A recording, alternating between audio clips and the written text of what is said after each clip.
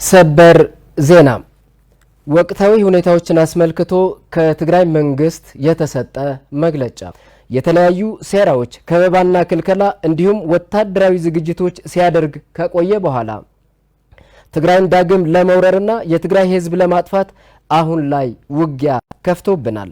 ስለሆነም በውስጥና በውጭ የምትኖር የትግራይ ህዝብ እምቢ ለብሔራዊ ጥፋት ብላችሁ ዛሬም እንደ ትናንቱ ተአምራዊ ታሪክ ለመስራት እንድትዘጋጁ ጥሪያችን ያቀርብን። አሁን አስደንጋጭ መረጃ ተሰምቷል። ህወሓት በይፋ ጦርነቱን እንደተጀመረ አሁን በሰበርነት አውጇል። የህወሓት መንግስት የክተት አዋጅ አውጆ ያስተላለፋቸው ውሳኔዎች ህዝቡን አስደንግጧል። በሌላ በኩል የትግራይ ጦር ወልቃይትን ለመያዝ እየተንቀሳቀሰ መሆኑንም ተሰምቷል። ከወደ ወልቃይት አሁን የተሰሙ መረጃዎች ብዙዎችን አስደንግጧል። ለመሆኑ ብዙዎችን ያስደነገጠው የጦርነት አዋጅ ምን ይዟል? አሁን ትግራይ ላይ ምን እየተከናወነ ነው? ህዝቡስ ማወቅ አለበት ተብሎ የተነገረው ማስጠንቀቂያዎች ምንድናቸው? በመረጃነት ይዘናቸዋል፣ ተሰሟቸዋላችሁ። በእርግጥም ከወደ ትግራይ እየተሰሙ ያሉ መረጃዎች እጅግ አሳዛኝ ሆኗል። ለመሆኑ አርሚ 7 የተሰኘው የህወሓት ጦር የፈጸመው ተግባር ምንድነው? ወልቃይት ዳግም የትግራይ አካል ትሆን ይሆን? ከመንግስት ጋር እየተፋለመ ያለው የአማራ ፋኖ አቋምስ ምን ሊሆን ይችላል? ጠቅላይ ሚኒስትር አብይ አህመድ ምሽት ላይ ከአማራ ሚዲያ ኮርፖሬሽን ጋር ስለ ወልቃይት ያነሱት ጉዳይ ለምን አሁን አነጋጋሪ ሆነ? አሁን የተሰሙ ሌሎች መረጃዎችን አክለን እንነግራችኋለን። እናንተስ በ2013 ዓመተ ምህረት ላይ የተቀሰቀሰው የሰሜኑ የጦርነት እሳት ሳይበርድ አሁን ለሌላ ጦርነት መግባት የህወሓት ሞት ያስከትል ይሆን ወይስ ኢትዮጵያን ወደ ማያባራ ጦርነት ከቶ ያፈራርሳት ይሆን? እንደ ሊቢያና የመን ህዝብ የኢትዮጵያ ህዝብ የዚህ ጦርነት ሰለባ ሆኖ ተሰዳጅ ይሆን? ለመሆኑ ከዚህ ጦርነት ማን ያተርፋል፣ ማንስ ይጎዳል ብላችሁ ታስባላችሁ? ሐሳብ አስተያየታችሁ ታጋሩን ደስ ይለናል። እኛም ወደ ዋናው መረጃችን እናልፋለን።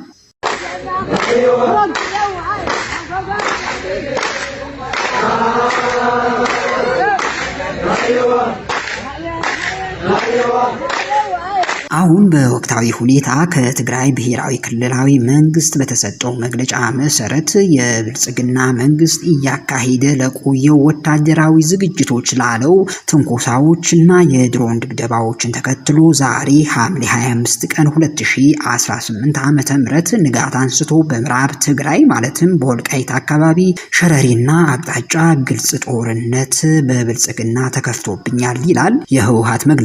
ብልጽግናም ወደ ስልጣን ከመጣበት ቀን አንስቶ በትግራይ ህዝብ እያካሄደ የቆየው ድርጊት የትግራይ ህዝብን ከምድረ ገጽ የማጥፋት እቅዱ ለማሳካት ካለው ህልም የተነሳ መሆኑ ግልጽ ነው ያለው የህወሓት መግለጫ። ከዚህ በመነሳትም ዓለም አቀፍ ወንጀሎች እየፈጸመ ቆይቶ አሁን በግልጽ ጦርነት ታውጆብኛልም ብሏል። የፕሪቶሪያው ስምምነት ከተፈረመም በኋላ የትግራይ ህዝብ ለማንበርከክና ለመበተን ካለው የማይረካ ፍላጎት በመነሳት የተለያዩ ትንኮሳዎች፣ ከበባና ክልከላዎች እንዲሁም ወታደራዊ መቀራረብ እያደረገ ቆይቶ ዳግም የትግራይ ህዝብ ከምድረ ገጽ ለማጥፋት ተነሳሽነት ወስዶ ዛሬ ጦርነቱ በግልጽ ጀምሮታል በማለትም ህወሓት የጦርነቱን መጀመር በይፋ አውጇል። በመሆኑም በሀገር ውስጥና በውጭ ሀገራት የምትኖሩ የትግራይ ህዝብ ዲያስፖራዎች፣ ሁሉም የትግራይ ሰራዊት፣ የጸጥታ አካላትም፣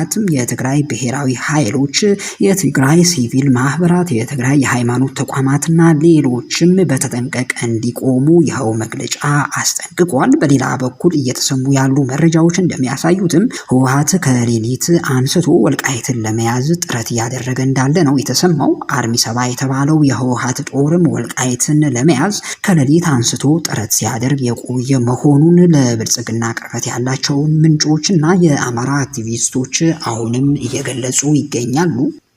የወልቃይት ጥያቄ ረዘም ላለ ጊዜ ይገባኛል ጥያቄ በአማራ ክልል ሲነሳ ቆይቷል።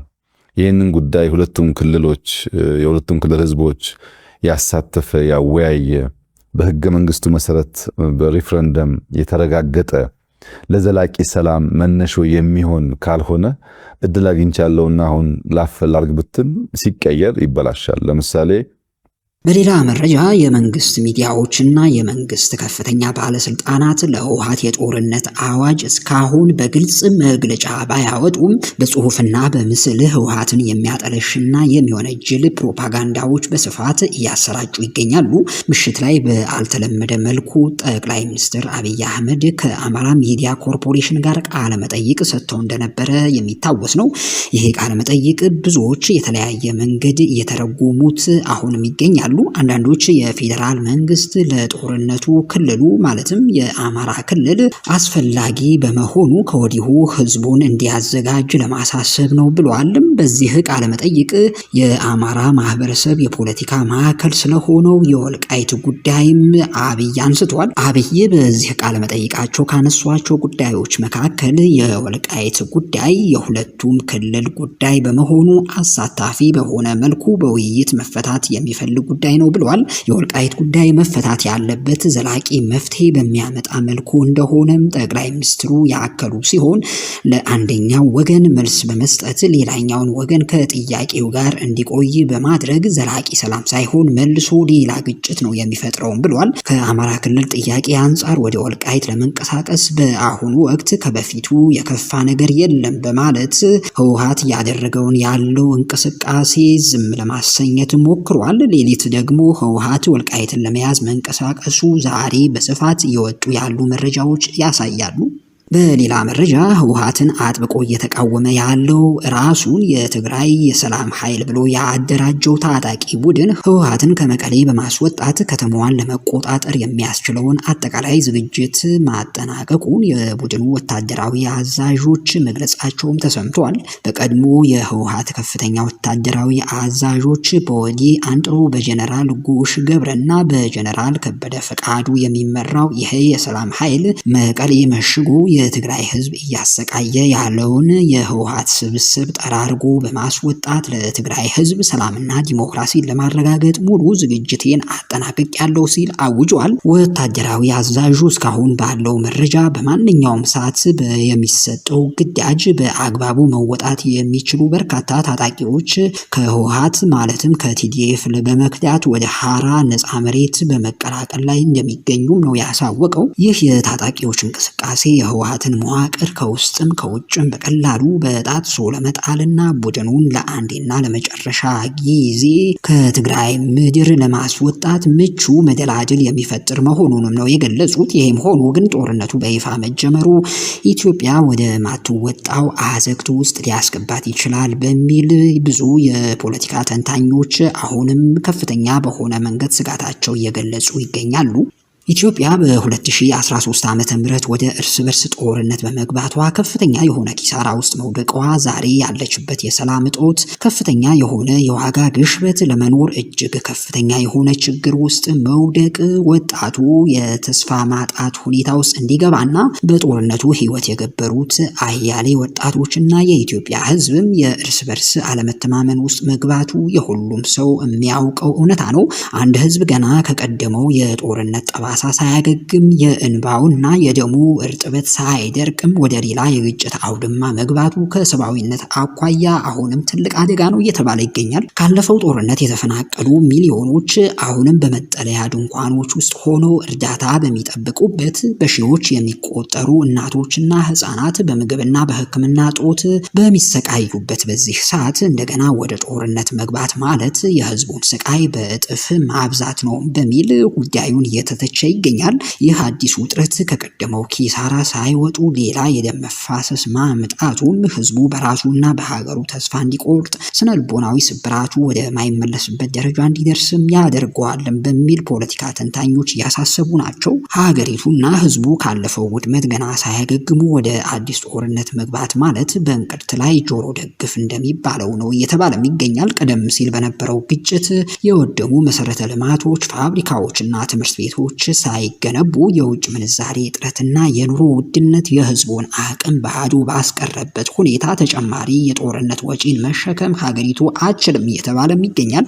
ይህ ሁኔታ የምግብ ዋጋን ወደ ማይቀመስ ደረጃ በመስቀል የዜጎችን የመግዛት አቅም ሙሉ በሙሉ በማስወገድ ሀገሪቱ ወደ ከፋ ድህነትና ረሃብ ገፍትሮ እንደሚጨምራት ብዙዎች በስጋትነት የገለጹት ያለው አሁናዊ ጉዳይ ነው። በባለፈው የሰሜኑ ጦርነት የታየው አሳዛኝ እውነት ቢኖርም በጦርነት የተጎዳው ህዝብ ግን አሁንም ስቃይና መከራ ውስጥ እንደሚገኝ ሁሉም የሚያውቀው እውነታ ነው። እንደሚታወሰው ያለፈው ጦርነት ከአካል ጉዳትና ከህይወት ማጣት ባሻገር ጦርነቱ በህዝቦች መካከል ለዘመናት ተገንብቶ የቆየውን ማህበራዊ መስተጋብርና የእርስ በርስ መተማመን ሙሉ በሙሉ በሚባል ደረጃም ባይሆን በተወሰነ መንገድ አናግቶታል። አብሮ በመኖር በደስታና በችግር ጊዜ በመደጋገፍ የሚታወቀው የኢትዮጵያም ህዝብም የእርስ በርስ ጥርጣሬው በስፋት ጥርጣሬ ውስጥ ገብቶ እንዲተያይም ያደረገ አጋጣሚም እንደነበረ የሚዘነጋ አይደለም። የህዝቡ የወደፊት ዕጣ ፈንታና የኢትዮጵያ ሀገራዊ አንድነት ጥያቄ ውስጥ እስከ መግባት የደረሰው ይኸው በዚህ ጦርነት በተፈጠረ የእርስ በርስ መጠራጠርና መጠላላትም ነው ጭምር ሊባል ይችላል። አንድነትና መተማመን በጠፋበት በዚህ ወቅትም የሰላም እጦት እንደሚከታት ብዙዎች ስጋታቸው አሁንም በመግለጽ ላይ ናቸው። በአጠቃላይ በ2013 ዓ.ም የተቀሰቀሰው ጦርነት ኢትዮጵያ ያጣችው ቁሳዊ ሀብት ብቻም ሳይሆን የወደፊት ተስፋዋን፣ የዜጎቿ ሰላምና ማህበራዊ እሴቶቿን ነው። አሁን ደግሞ ከ5 ዓመት በኋላ ሌላ ጦርነት መጀመሩ ይኸው በይፋ መታወጁ ዛሬ ተሰምቷል። ውድ ቤተሰቦቻችን ለአሁኑ የያዝናቸው መረጃዎች እነዚህን ይመስላሉ። ሌላ አዳዲስ መረጃዎች ሲወጡ የምናጋራችሁ ይሆናል። መልካም ቆይታ።